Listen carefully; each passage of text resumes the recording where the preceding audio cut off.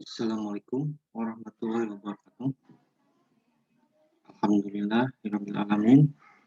Pada kesempatan ini kita dapat bertemu kembali, bertatap muka kembali dalam perkuliahan analisis real pertemuan yang ke-13 ini.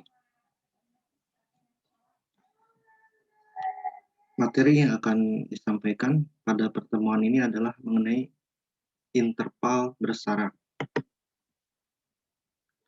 Pada uraian di bawah ini, pertama-tama dibahas tentang suatu himpunan khusus dari bilangan real yang disebut dengan interval. Lebih jauh lagi dibahas tentang barisan interval yang disebut dengan interval tersarang. Sifat-sifat interval tersarang selanjutnya dipakai untuk menunjukkan ketidakterhitungan, uncountability, dari himpunan bilangan real F. Misalkan A, B anggota R, dan A kurang dari sama dengan B. Interval terbuka ditentukan oleh A dan B sebagai berikut. A, B sama dengan X anggota R, sedemikian sehingga X lebih dari A dan kurang dari B. Titik A dan B disebut titik ujung dari interval terbuka AB. Titik-titik ini terletak pada interval jika kedua titik ujung itu terletak pada interval akan didapat interval tertutup. A, B dengan pembatas yang tegak lurus, kedua-duanya sama dengan X anggota R, sedemikian sehingga X lebih dari sama dengan A dan kurang dari sama dengan B. Himpunan-himpunan A, B, di mana interval A dibatasi oleh kurung siku dan B kurung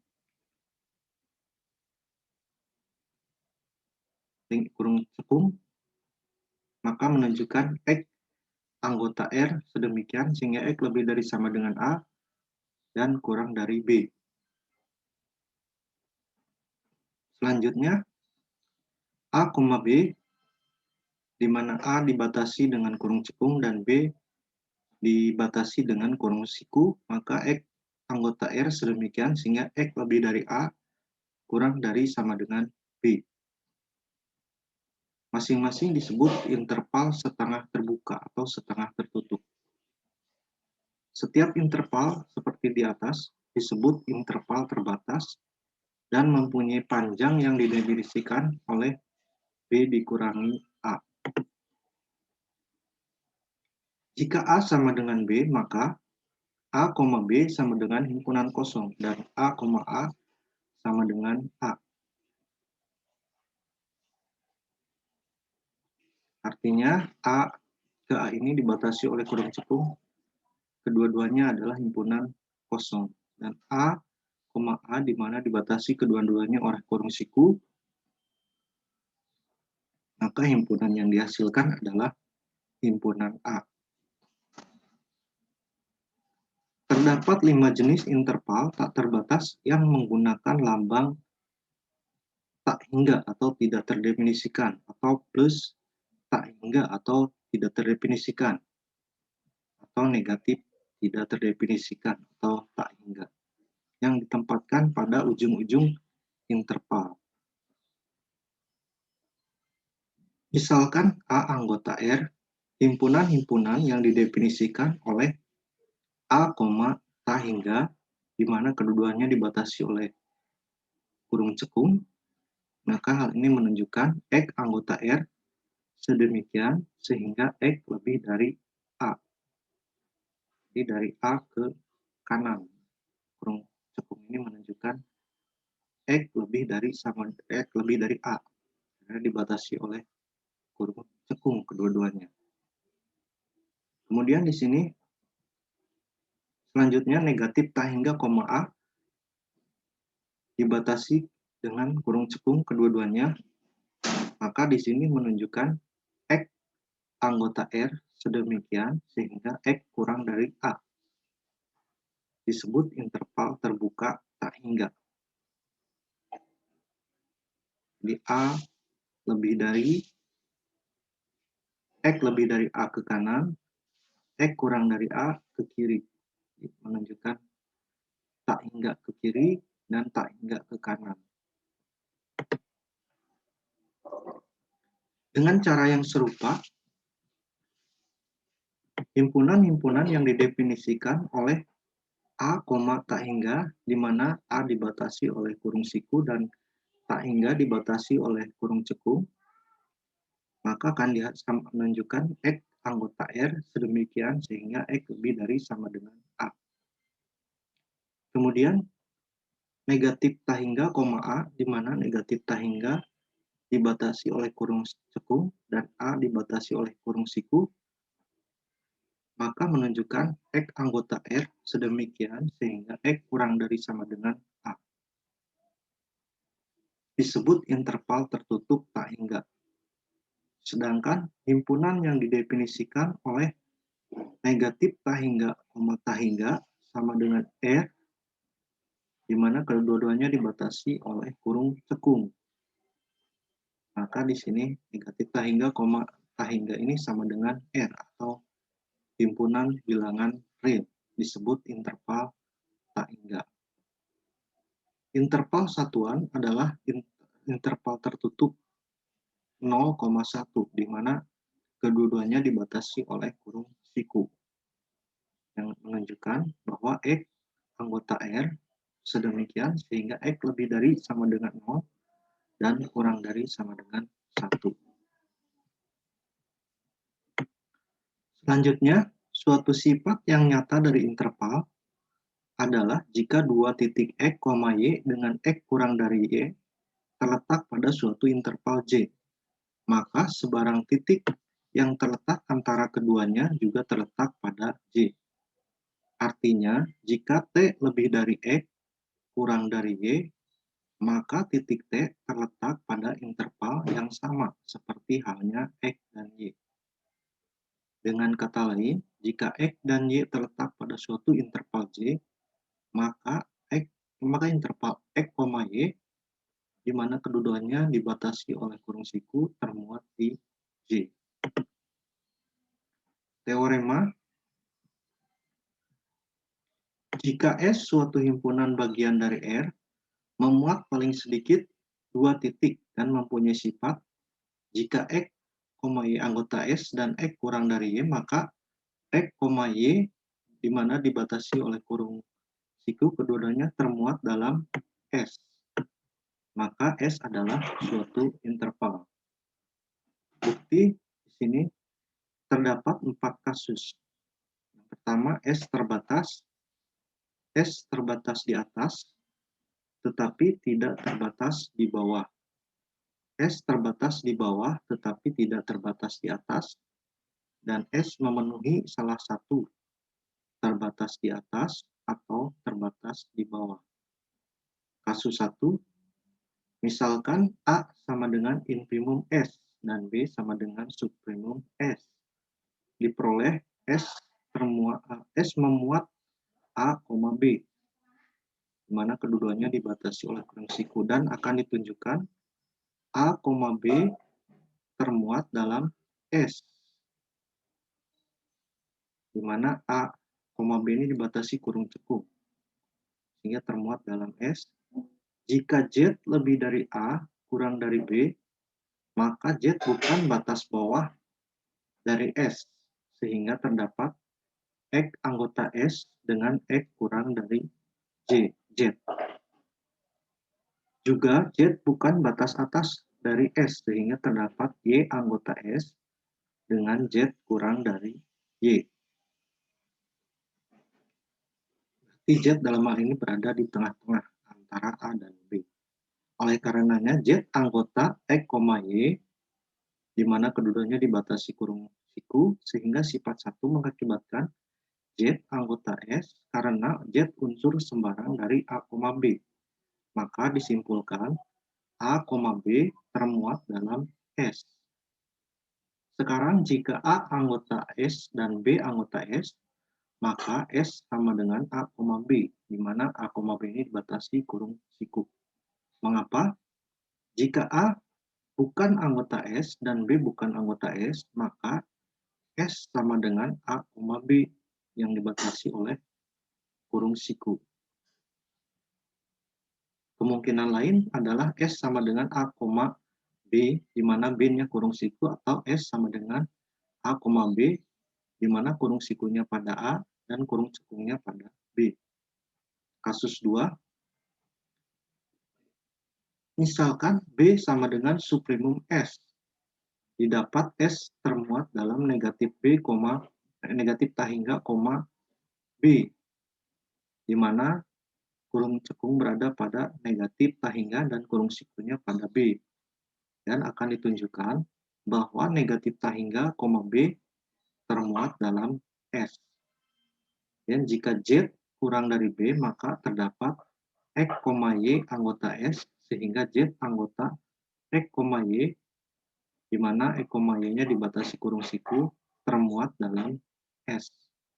Oleh karena itu, negatif tahingga, B yang dibatasi oleh kurung cekung termuat dalam S jika B anggota S, maka S sama dengan negatif tahingga, B, di mana kurung cekungnya pada negatif tahingga dan kurung sikunya pada B. Dan jika B bukan anggota S, maka S sama dengan negatif tahingga, B, di mana kedua-duanya dibatasi oleh kurung cekung.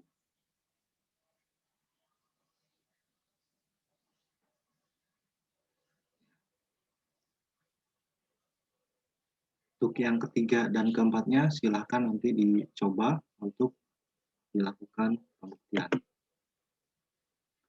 Interval tersarang, barisan interval IN, di mana N anggota N disebut tersarang jika dan hanya jika kondisi-kondisi seperti berikut dipenuhi.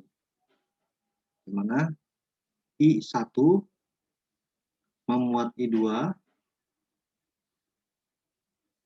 memuat I3, dan seterusnya sebanyak IN dan IN plus 1.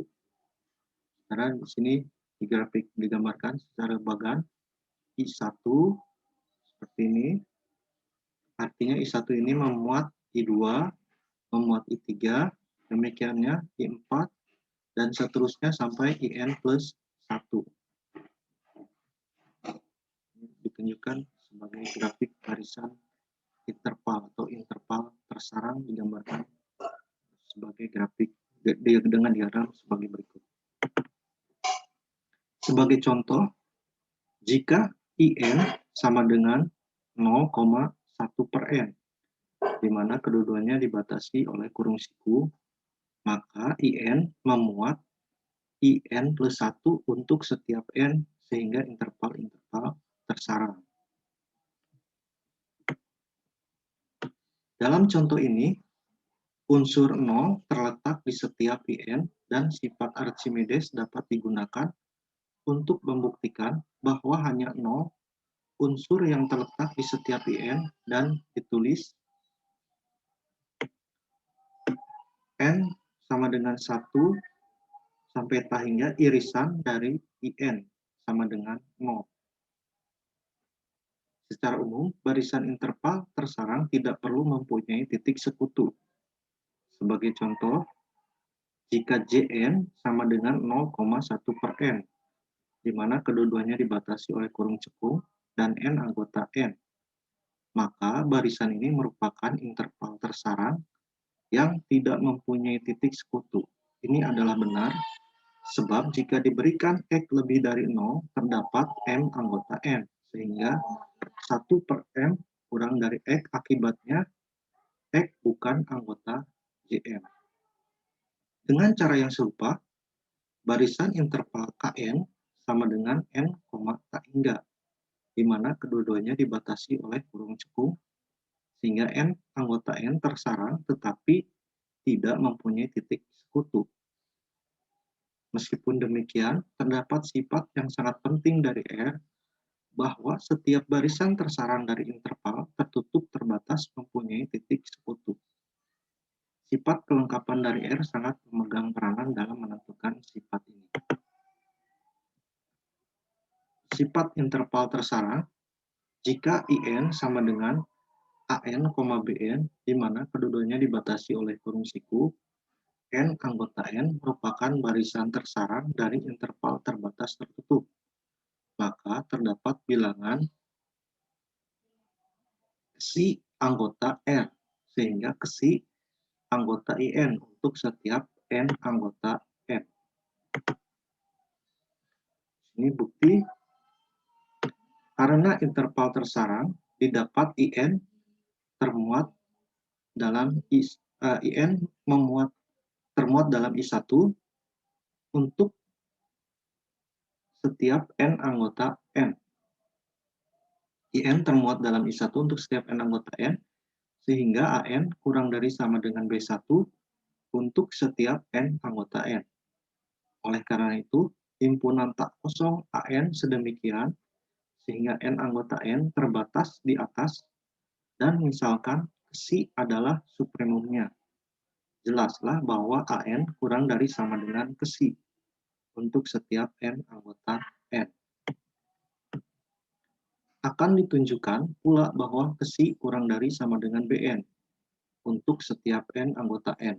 Ambil N anggota N sembarang, akan ditunjukkan Bn merupakan suatu batas atas untuk himpunan AK sedemikian sehingga K anggota N.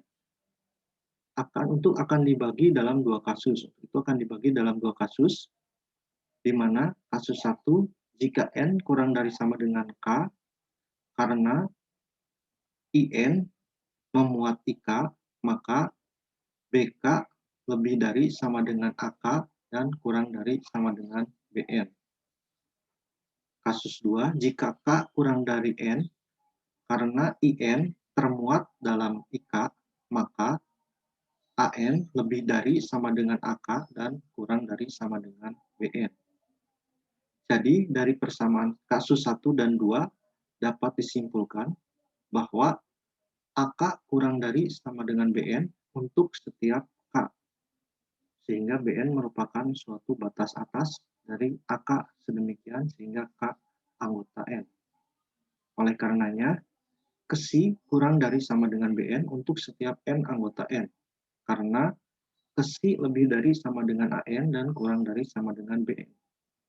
Untuk setiap N anggota N diperoleh si anggota IN untuk setiap N anggota N. Ini secara gambar digambarkan IK, di sini ada IK, kemudian IK itu adalah dari AK sampai lebih dari BK, di atas BK, kemudian IN berada pada interval antara AN dan BN. Jika K kurang dari N, maka IN termuat dalam IK. Ini menunjukkan IN termuat dalam IK. Teorema, jika IN sama dengan AN, BN, di mana kedua-duanya dibatasi oleh kurung siku, dengan N anggota N, barisan tersarang dari interval tertutup terbatas, sehingga panjang BN dikurangi AN dari IN memenuhi infimum BN dikurangi AN, sedemikian di mana N anggota N sama dengan 0. Maka bilangan si termuat di IN untuk setiap N anggota N, dan si adalah unit. Jika theta infimum BN sedemikian sehingga N anggota N, maka suatu argumentasi yang serupa dengan bukti sebelumnya dapat digunakan untuk menunjukkan bahwa AN kurang dari sama dengan theta untuk setiap N, dan oleh karena itu si kurang dari sama dengan theta. Jika infimum BN dikurangi AN sedemikian theta sehingga N anggota N sama dengan 0, maka Untuk sembarang epsilon lebih dari 0, terdapat M anggota N, sehingga eta dikurangi Xi lebih dari sama dengan 0, kurang dari sama dengan BM dikurangi AM, kurang dari epsilon. Karena ini dipenuhi untuk setiap epsilon lebih dari 0, maka dari teorema sifat urutan didapat eta dikurangi Xi sama dengan 0 atau Xi sama dengan eta. Ini menyatakan bahwa hanya Xi unik yang terdapat di N anggota N.